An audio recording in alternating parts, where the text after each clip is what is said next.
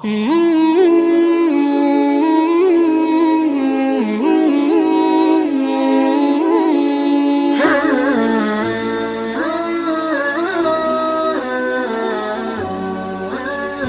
perkara di dalam kehidupan kita itu serupa tetapi hakikatnya tak sama. Di antara perkara-perkara yang serupa tetapi hakikatnya tak sama, sebagaimana kalau kita melihat ada anak dilahirkan dalam keadaan kembar identik. Mungkin serupa tetapi hakikatnya tak sama. Walaupun mereka kembar identik, tentunya mereka membawa perbedaan karakter yang masing-masing tidak bisa disamakan persis. Karena walaupun mereka kembar, mereka membawa perbedaan. Sama pula sesuatu yang sama dan serupa tetapi hakikatnya tak sama, yaitu adalah ketika kita membeli barang antara yang asli dengan yang kualitas satu yang biasa kita sebut dengan KB. Biasanya secara selintas sama tetapi hakikatnya tak sama. Karena sesungguhnya banyak perkara di dunia yang serupa tetapi hakikatnya tak sama. Dalam kesempatan kali ini kita pun akan membicarakan sesuatu yang sifatnya sama tetapi hakikatnya sesuatu yang serupa tetapi hakikatnya tak sama. Yaitu adalah ketika kita sering menyebut kata dunia dan menyebut kata rezeki. Kita selalu ketukar-tukar menyebut kata dunia mewakili rezeki, mewakili mengatakan kata rezeki mewakili dunia. Padahal kalau kita perhatikan secara lebih jeli di dalam lembaran ayat dan di dalam lembaran hadis, maka kita akan mendapati penjelasan para ulama sesungguhnya dunia itu berbeda dengan rezeki. Inilah yang menjadikan kita mengerti bertaaruf dengan dunia, apa itu bedanya dengan rezeki, supaya kita tidak salah ketika kita mendapatkan dunia dan tidak salah ketika kita mendapatkan rezeki. Kalau kita mengartikan dunia, maka sesungguhnya dunia itu adalah sandang kita, itulah dunia. Papan kita, itu adalah dunia kita. Pangan kita, itu adalah dunia. Dan kita harus paham, dunia itu dibagi rata antara kafir dengan mukmin sama. Para kafir, mereka mendapatkan dunia sebagaimana kita mendapatkan dunia. Tidak ada orang kafir yang telanjang, tidak ada orang kafir yang mereka tidak punya rumah, tidak ada orang yang kafir yang tidak makan. Mereka tetap makan, mereka tetap mampu berpakaian, mereka tetap mendapatkan papan dalam kehidupan malam mereka ketika tidur. Kenapa? Karena memang dunia itu dibagi rata. Mukmin dan kafir, fajir ataupun tidak, pezina ataupun orang yang datang rajin ke masjid, orang yang sering ngaji Quran ataupun yang membaca komik porno, sama-sama mendapatkan dunia. Karena memang Allah bagi dunia itu rata. Tapi sesungguhnya rezeki itu lebih luas daripada arti dunia. Karena sesungguhnya yang dinamakan rezeki adalah semua perkara yang ternyata perkara itu menambah kebaikan kita dalam kehidupan ibadah dan bermanfaat ketika kita telah terbujur kaku di alam kubur. Itulah rezeki. Maka sesungguhnya sebagaimana yang dikatakan oleh Nabi Musa alaihi salam ketika beliau berdoa dalam salah satu untayan doa yang beliau yang indah yang diriwayatkan secara sahih oleh Imam Bukhari. Maka kemudian doanya Nabi Musa, tahukah kita? Beliau berdoa, Rabbi zidni ilma warzuqni fahma. Ya Allah, tambahkanlah untukku dunia, tambahkanlah untukku ilmu, warzuqni fahma, berikanlah rezeki kepadaku kefahaman ilmu sebagaimana yang engkau ridhoi dan engkau cintai.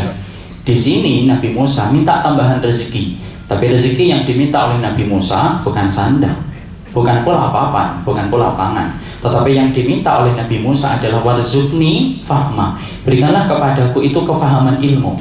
Disinilah para ulama lalu menerangkan yang dinamakan rezeki, maka sesungguhnya segala sesuatu yang menambah ketaatan kita di jalan Allah dan menambah ibadah kita dan bermanfaat untuk kita ketika kita terbujur kaku di alam kubur, itulah yang dinamakan rezeki. Kalau seorang mukmin, mereka bukan hanya diberikan dunia tetapi mereka diberikan rezeki. Ana dan antum ketika mendapati anak yang solih, maka itu rezeki. Kenapa? Karena anak-anak yang solih kelak bermanfaat bagi orang tuanya ketika orang tuanya telah meninggal dunia. Bapak dan saya kalau meninggalkan anak yang solih, ingat anak yang solih itu doanya mustajab. Kalau mereka berdoa kepada Allah supaya kita diampuni, Rabbana firli wali walidayya, maka kemudian Allah buka pintu langit dan Allah terima doanya. Kenapa? Anaknya solih.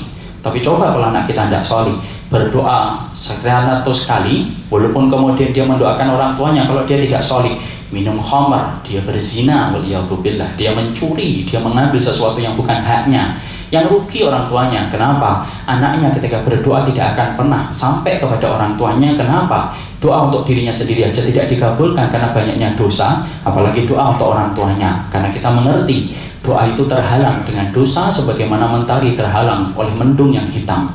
Inilah yang menjadikan kita mengerti kalau kita mendapati anak yang soleh itu rezeki. Ini loh rezeki. Jadi sesungguhnya rezeki itu adalah sesuatu yang masih bisa bermanfaat sampai kita mati. Beda dengan dunia. Bapak kalau dapat dunia, berapapun Bapak meraupnya, halal ataupun haram sekalipun, maka sesungguhnya tidak akan pernah kita bawa. Bapak menutup mata, terbujur kaku di dalam kuburnya, tidak ada mobil yang akan kita bawa, tidak ada motor yang akan kita bawa, tidak ada makanan satu roti pun dan satu butir nasi pun yang akan kita bawa. Kenapa?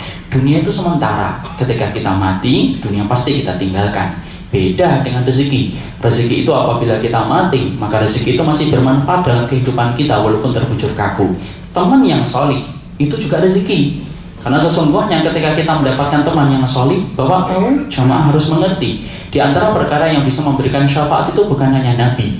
Anak yang solih memberikan syafaat. Teman-teman kita yang solih pun akan memberikan syafaat kepada temannya. Inilah yang menjadikan kita seorang mukmin, bukanlah orang yang hanya ingin mencari dunia dan dunia. Masya Allah, kalaupun kita meraup dunia Pak, ketika kita meninggal dunia, pasti kita tinggalkan dan dibagi dunia kita kepada ahli waris kita. Tapi ironisnya, kita yang dihisap atas apa yang dibagi kepada keturunan kita. Tapi kalau rezeki, dia akan bermanfaat terus dalam kehidupan kelak ketika kita terbujur kaku di alam kuburnya. Makanya Allah mengatakan dalam surat At-Tolak ayat yang ke-11, wa may yu'min billahi wa ya'mal salihan yudkhilhu jannatin tajri min tahtihal anharu khalidina fiha abada qad ahsanallahu lahu rizqa.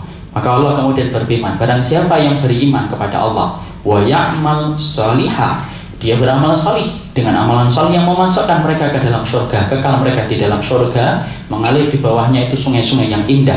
Allah menutup surat At-Tolak ayat yang ke-11 dengan perkataan yang indah, qad ahsanallahu lahu rizqa. Itulah rezeki terbaik yang Allah berikan kepada mereka sampai mereka beriman, sampai mereka beramal salih, sampai mereka dimasukkan ke surga. Inilah yang menjadikan kita, tolong jangan kemudian samakan dunia dengan rezeki. Kita hidup pada zaman materialistik, semuanya diukur dengan dunia, sampai apapun dibeli dengan dunia, sampai perkara detail pun dibagi dengan dunia. Masya Allah, sungguh orang mukmin adalah orang yang tidak mencari dunia. Orang mukmin adalah orang yang mencari rezeki, karena sesungguhnya rezeki lebih dahsyat daripada dunia.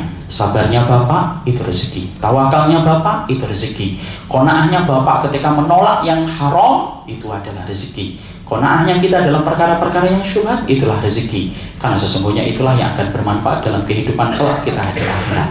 Coba jangan menjadi hamba dunia. Kalau orang menjadi hamba dunia, kamu akan merasakan dunia itu ketika halal hisabnya panjang, kalau haram adabnya pedih. Itu dunia.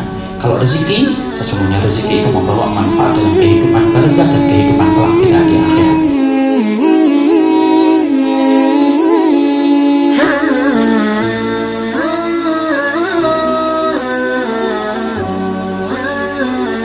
Thank you.